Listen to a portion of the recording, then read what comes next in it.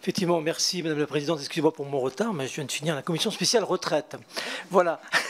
Mais je voulais absolument être là, à l'instar de mes deux collègues ici et de mes trois collègues très intéressés par la pêche, puisque député breton du Finistère. Donc ma question vient en écho de celle de mon collègue à l'instant, de celle de Thierry Michel. Monsieur le commissaire, effectivement, est-ce que le vrai problème ne vient-il pas aujourd'hui du fait des changements climatiques ?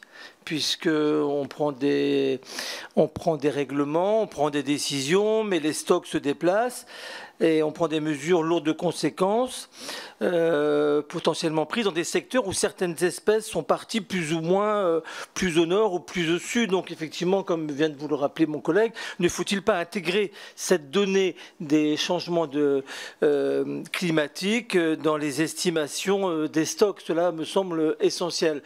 Mais vous avez dû l'évoquer dans votre prise de parole. Excusez-moi encore d'avoir arrivé en retard, mais je voudrais quand même vraiment attirer votre attention que cette décision qui a été prise récemment par la Commission européenne, enfin en ce qui concerne les filets, l'utilisation du raceline, arrive quand même à un très mauvais moment, puisque concernant la mer Celtique, cette décision concerne une flottille, un secteur de pêche potentiellement quand même très impacté demain ou après-demain par les conséquences du Brexit.